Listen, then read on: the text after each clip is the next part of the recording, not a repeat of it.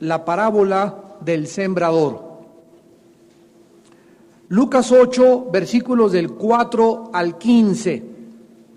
Juntándose una gran multitud, y los que de cada ciudad venían a él, les dijo por parábola: el sembrador salió a sembrar su semilla, y mientras sembraba, una parte cayó junto al camino y fue hollada, y las aves del cielo la comieron. Otra parte cayó sobre la piedra, y nacida se secó, porque no tenía humedad. Otra parte cayó entre espinos, y los espinos que nacieron juntamente con ella la ahogaron. Otra parte cayó en buena tierra, y nació y llevó fruto a 100 por uno. Hablando estas cosas, decía a gran voz: el que tiene oídos para oír, oiga. Y sus discípulos le preguntaron diciendo: ¿qué significa esta parábola? Y él dijo: a vosotros os es dado conocer los misterios del reino de Dios, pero a los otros por parábolas, para que viendo no vean y oyendo no entiendan. Esta es pues la parábola: la semilla es la palabra de Dios. Los de junto al camino son los que oyen, y luego viene el diablo y quita de su corazón la palabra, para que no crean y se salven. Los de sobre la piedra son los que, habiendo oído, reciben la palabra con gozo, pero estos no tienen raíces. Creen por algún tiempo, y en el tiempo de la prueba se apartan. La que cayó entre espinos, estos son los que oyen, pero yéndose son ahogados por los afanes y las riquezas y los placeres de la vida, y no llevan fruto. Mas la que cayó en buena tierra, estos son los que corazón bueno y recto retienen la palabra oída y dan fruto con perseverancia. En este momento, cuando Jesús compartió esta parábola, todo Israel estaba siendo saturado por la predicación del Evangelio de Jesucristo.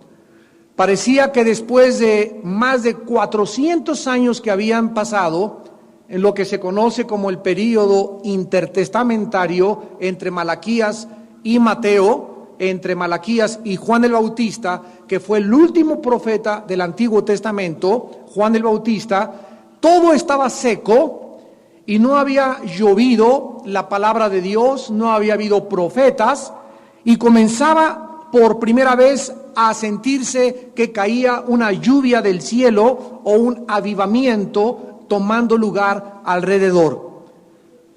Comenzó esto con Juan el Bautista y terminaría con Jesucristo. Miles de personas comenzaron a seguir a Jesús, las cuales fueron desafiadas a arrepentirse y a seguir a Dios con todo su corazón.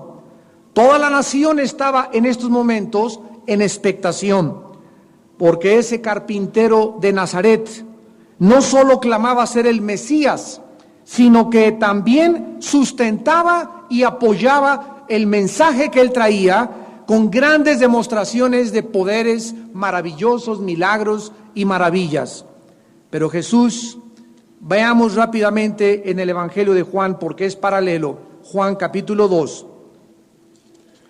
versículo 24 y 25, 23 al 25, perdón, Juan 2, 23 al 25, dice la Biblia que estando en Jerusalén en la fiesta de la Pascua, muchos creyeron en su nombre viendo. Subrayen ustedes, creyeron y la palabra viendo, porque son claves. Muchos creyeron viendo las señales que hacía, pero Jesús mismo no se fiaba de ellos, porque conocía a todos y no tenía necesidad de que nadie le diese testimonio del hombre, pues él sabía lo que había en el hombre. Nos damos cuenta que la mayor parte de la gente en estos momentos que seguía a Jesucristo, lo seguían por motivos equivocados. No todos los que seguían a Jesús eran sinceros. A muchos les faltaba un verdadero espíritu de arrepentimiento, una vida cambiada, una fe genuina, una disposición a sacrificarse, una obediencia consistente y evaluando el precio que costaba seguir a Jesucristo. Toda esta insinceridad le rompía el corazón a Jesucristo, porque él anhelaba continuar advirtiéndoles para que pudiera alcanzar a los que más pudiera. Y de esto se trata precisamente la parábola que a continuación vamos a escuchar. Porque Jesús quería que la gente supiera lo que tú en esta mañana tienes que oír. No basta oír la Biblia. No basta oír la palabra de Dios. No basta que vengas el domingo a una iglesia o que vayas o asistas a un estudio. Lo más importante al escuchar la Biblia, al ir a un estudio o al asistir a cualquier reunión es la condición de nuestro corazón. En esta mañana, ¿cómo está tu corazón? Y lo vamos a ver a qué grupo perteneces. ¿De qué forma tu actitud en esta mañana va a permitir que lo que tú oigas entre a tu vida, bendiga tu vida y tú mañana, 3 semanas, un mes o el año que entra, vas a comenzar a dar fruto de lo que tú en esta mañana escuchaste? Pero si tú en este año del 2002 que estamos ya terminando, entrando al 2003, no puedes ver hacia atrás de este año fruto en tu vida, significa que los años anteriores oíste la palabra de Dios, pero no con el corazón adecuado para escucharla. Observemos que esta parábola está dirigida a toda clase de personas. Es una advertencia, esta parábola, a todos los que oyen el mensaje de Jesucristo, especialmente a aquellas personas que no todavía se han convertido en genuinos seguidores de Jesús. Dice el versículo del 4 al 8 de Lucas capítulo 8, juntándose una gran multitud y los que de cada ciudad venían a él, les dijo por parábola: el sembrador salió a sembrar su semilla, y mientras sembraba, una parte cayó junto al camino y fue hollada, y las aves del cielo la comieron. Vemos nosotros que en primer lugar dice la Biblia que el sembrador salió a sembrar. ¿Cuántas personas que nos escuchan en esta mañana están saliendo fuera de sus casas? ¿Cuántos cristianos y líderes están saliendo de sus iglesias para ir allá al mundo, a plazas satélite, a salones, a hoteles, a reuniones, a mercados, a sembrar la semilla? Nos hemos acostumbrado de una forma indebida a que esperemos que la gente llegue para sembrar la semilla. Gracias a Dios los que se convierten dentro de un edificio como en este o en otra iglesia. Pero la Biblia nos muestra que todos nosotros debemos de salir. Ve y sal y tócale la puerta a tu vecino. Ve y sal y ve a la cárcel. Ve y sal y ve a un hospital. Ve a un orfanatorio. Ve y busca la manera. Tú sal ya de tus 4 paredes donde tú te encuentras, porque todos nosotros somos sembradores. Y la semilla preciosa que nosotros portamos es la palabra de Dios. La semilla es la palabra de Dios. Dice la Biblia que en primer lugar una parte de la semilla cae al lado del camino, junto al camino, y vienen las aves de los cielos y se la comen. Otra parte, dice el versículo 6, cae sobre la piedra. Esta es una capa de piedra que se pone debajo de una capa muy gruesa que existe debajo de la superficie. Esta semilla crece rápido por causa de el agua que se deposita muchas veces sobre las piedras, pero después cuando vienen las lluvias se seca y el agua también con la misma rapidez se evapora. En tercer lugar, otra cayó sobre espinos y brotó, pero observamos que los espinos la ahogan inmediatamente. Y en último lugar, la cuarta parte que se sembró cayó en buena tierra. Vamos a comparar Lucas 8 con Mateo 13 y pongan ustedes una señala en Mateo 13, márquenle ahí porque vamos a comparar las dos parábolas y nos va a enriquecer la descripción que Mateo hace de esta parábola, Mateo 13, con Lucas capítulo 8. Lucas tiene una perspectiva de lo que oyó de Jesús y Mateo escribe otra perspectiva de lo que oyó de Jesús. Cuando comparamos los dos registros de los dos evangelistas, podemos nosotros tener mucho más enriquecimiento en nuestra cultura espiritual. Observamos nosotros en Mateo 13:8, que Mateo dice que parte cayó en buena tierra y dio fruto, cual a 100, a 60 y a 30 por uno. Y en Lucas 8, versículo 8, dice que nació y llevó fruto a 100 por uno. Bueno, vamos a comenzar a ver en este momento, en primer lugar, en Lucas 8, del 9 al 10, por qué hablaba Cristo en parábolas. Otra parte cayó en buena tierra y nació y llevó fruto. Hablando estas cosas, decía a gran voz: el que tiene oídos para oír, oiga. Sus discípulos le preguntaron diciendo: ¿qué significa esta parábola? Él les dijo: a vosotros os es dado conocer los misterios del reino de Dios, pero a los otros por parábolas, para que viendo no vean y oyendo no entiendan. Después de que Jesucristo narró esta parábola, se quedan todos así, bueno, ¿qué quiso decir con que la semilla, las espinas, las piedras? Y entonces se vuelve a sus discípulos y a ellos les comienza a revelar el significado de lo que la gente común y corriente no podía entender. Hasta este momento, Cristo había estado enseñando directamente. Cristo había estado usando ilustraciones muy claras, pero ahora usaba un lenguaje diferente. Estamos aproximadamente en 2 años del ministerio de Cristo, cuando comenzó a usar un lenguaje parabólico. ¿Por qué cambió su lenguaje Cristo? ¿Por qué comenzó a usar un lenguaje donde comenzó a esconder, donde comenzó a velar el significado de lo que ahora salía de sus palabras? Él nos da 2 razones por los cuales esta gente no entendía el idioma de las parábolas. Número 2, porque Jesús busca un corazón abierto en primer lugar. Cristo buscaba corazones abiertos, personas que realmente estuvieran buscando a Dios, que pudieran aprender acerca de los misterios del reino de Dios.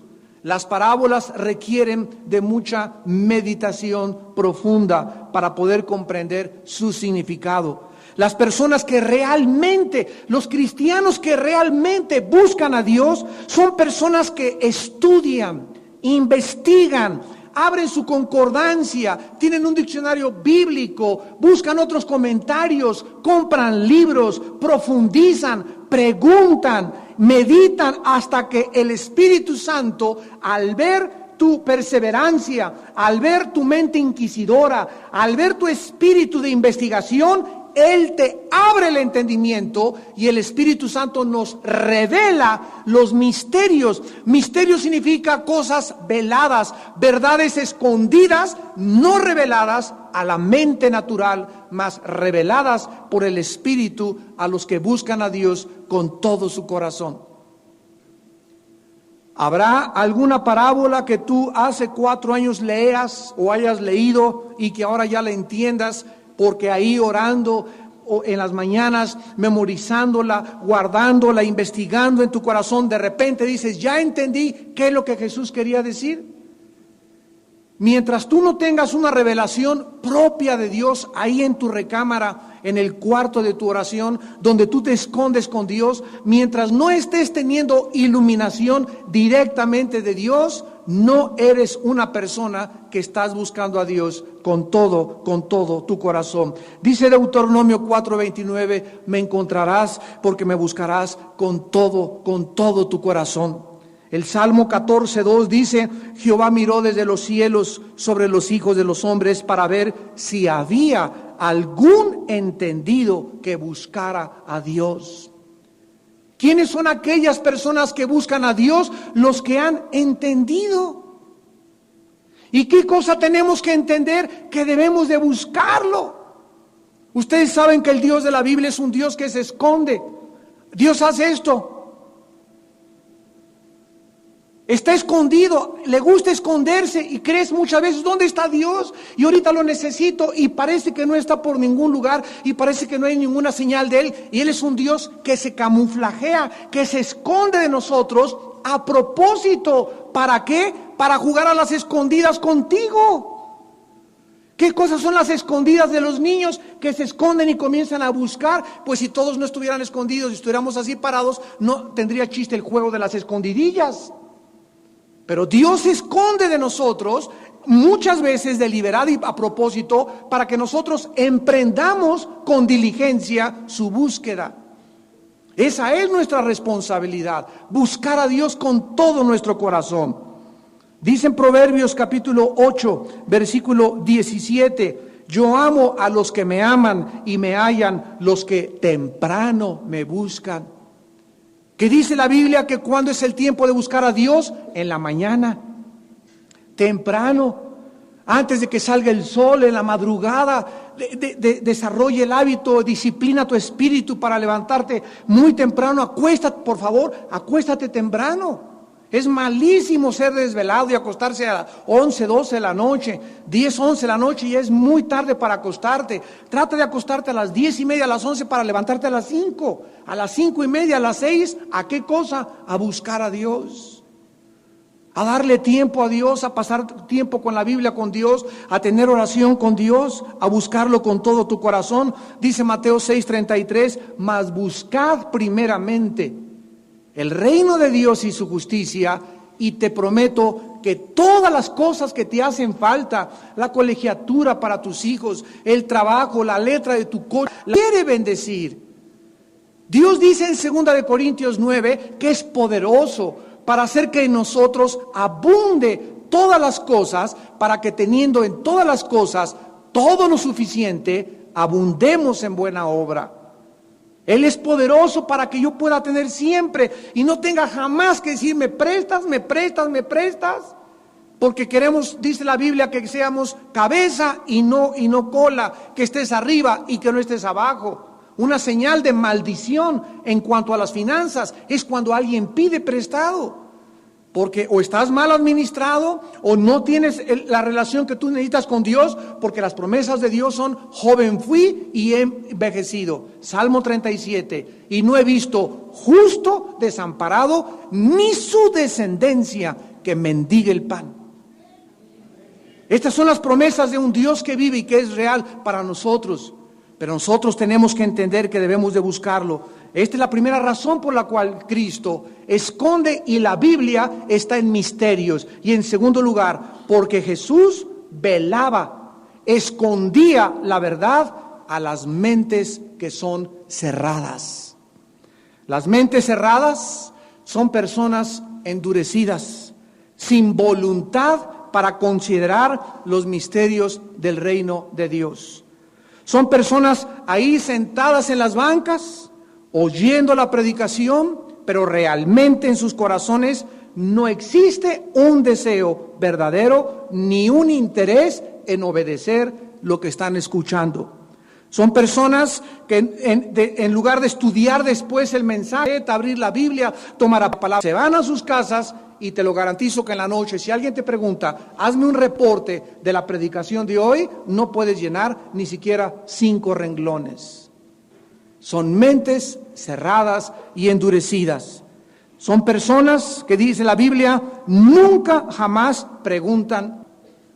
Siempre tenemos en los estudios una serie, nosotros, un tiempo que se llama preguntas y respuestas. Y en esta sesión de preguntas y respuestas te das cuenta quiénes son los que tienen interés. Hay personas que en su vida llegan a una pregunta bíblica. ¿Hay alguna pregunta? Jamás hace ningún cuestionamiento. Oiga, ¿por qué esto, pastor? Explíqueme esto. ¿Por qué esto? Esto parece una contradicción para mí. Por favor, explíqueme o deme más luz. Nunca les interesa preguntar nada. Dice en Apocalipsis 3, versículo: yo conozco tus obras, que o caliente. Pero por cuanto eres tibio y no frío ni caliente, te vomitaré de mi boca. Porque tú dices: yo soy rico y me he enriquecido, y de ninguna cosa tengo necesidad, y no sabes que eres un desventurado, miserable, pobre, ciego y desnudo.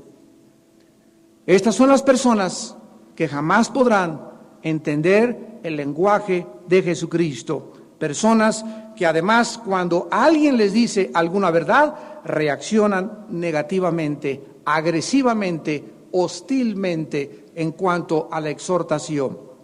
Veamos ahora en Lucas 8 la interpretación y vamos a ir comparándola con Mateo también.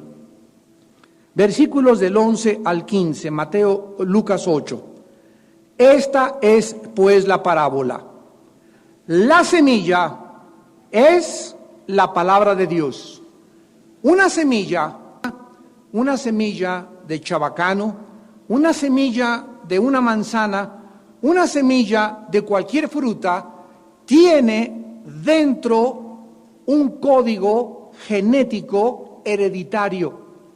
Tiene un programa, podríamos llamarle así, un programa, un disquete que ahí se le metió, donde cuando esa semilla hace contacto con la tierra, con el agua, con el sol y con el oxígeno, 4 elementos para que crezca un árbol: tierra, agua, aire y sol.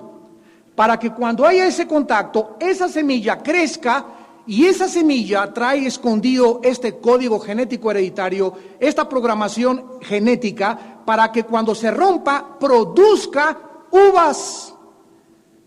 Y las manzanas produzcan manzanas, y los chabacanos produzcan chabacanos, y el maíz produzca mazorcas de maíz, y así cada está escondida dentro de una semilla. Qué interesante que el Espíritu Santo, para que podamos entender esto espiritualmente, compare las palabras de la Biblia con semillas. Por ejemplo, en 1 de Pedro 1:20 dice el apóstol que fuimos renacidos por la semilla incorruptible, que es la palabra de Dios. La palabra de Dios se compara con una semilla, porque cuando yo me convertí y tú te convertiste hace años, o los que se vayan a convertir el día de hoy, al escuchar el mensaje del Evangelio, estas palabras que salen de mi boca, y más me vale que sean palabras de la Biblia y no de mi propia crema a mis tacos, ni de mi propia cosecha. Por eso es tan importante predicar la Biblia, no 2 versículos y un rollote, no, la palabra, la predicación expositiva es la mejor predicación que existe, la que se va libro por libro, versículo por versículo, porque enriquece los corazones de la gente con la palabra de Dios.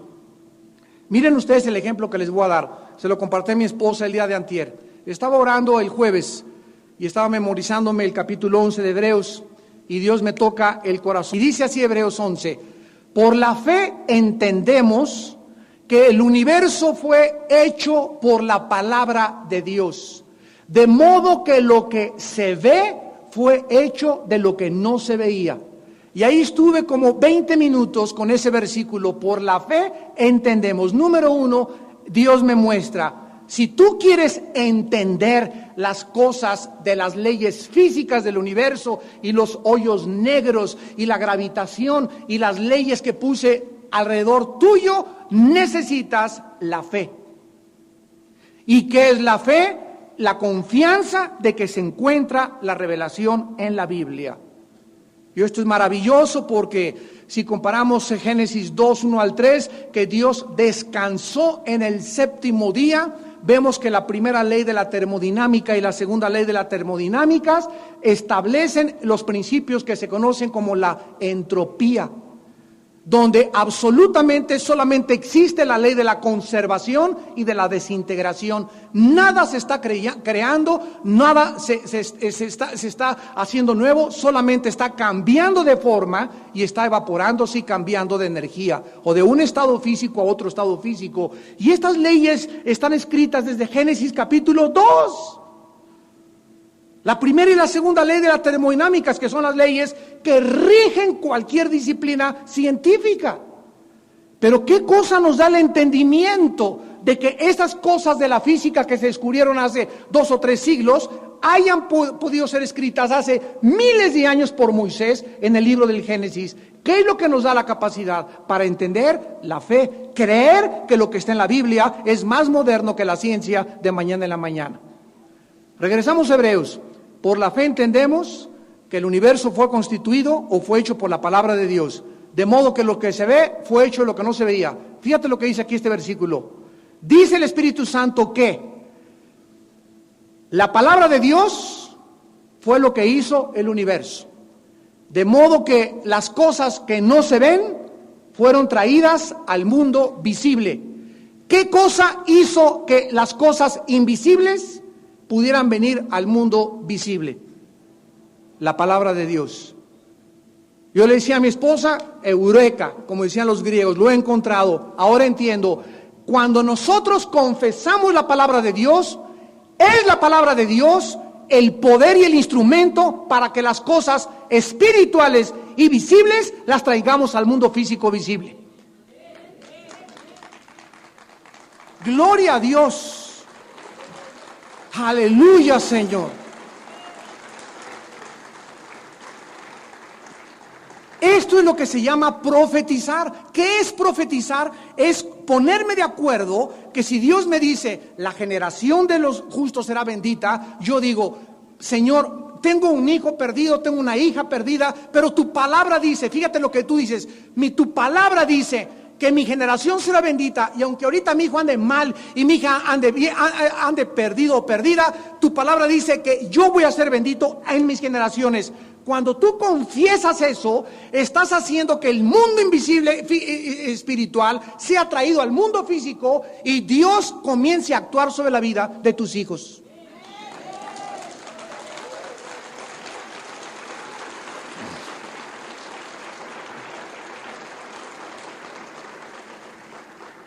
Es la confesión de la palabra lo que hace que el mundo invisible y espiritual sea traído al mundo físico. La pregunta es ¿por qué? Porque sin fe es imposible agradar a Dios.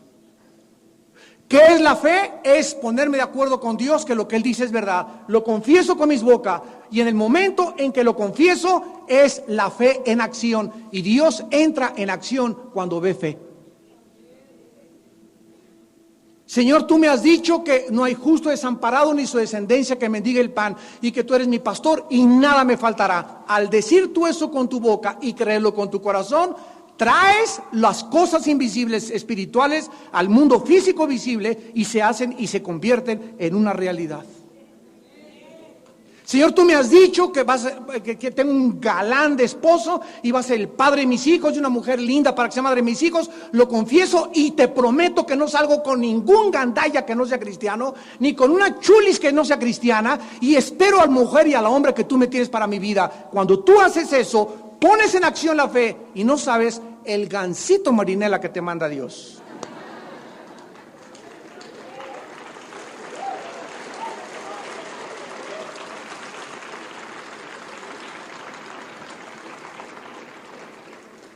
La semilla es la palabra de Dios. La semilla entró cuando alguien predicó algo invisible. Jesús dijo, mis palabras son espíritu y son vida. Cuando alguien predica la palabra, cuando tú le lees a un niño de 5 meses, de 3 meses, ya vamos, somos generosos, cuando está el niño en tu vientre, tú le hablas, hijo mío, te bendigo, bendito seas porque eres hijo de Dios o hija de Dios. Y todas las promesas son para ti, mi bebé. Y le comienzas a hablar y le comienzas a acariciar. Esas palabras entran a la mente de esa criatura dentro del vientre porque está formando su cerebrito. Y como son espíritu y como son vida, ahí quedan impregnadas. porque la palabra nunca regresa vacía. A tu bebé arrúllalo ahí de 6 meses, 8 meses y 1 año, léele la Biblia. Pero no entiende, no necesita entender, la palabra entra a su espíritu. Ese es el poder de la palabra de Dios. Cuando la palabra de Dios fue hablada y tú te conviertes y yo me convierto, ¿qué es lo que entra a nuestro espíritu? Una semilla. ¿Y qué semilla es esta? Es el esperma. La palabra semilla en griego es esperma.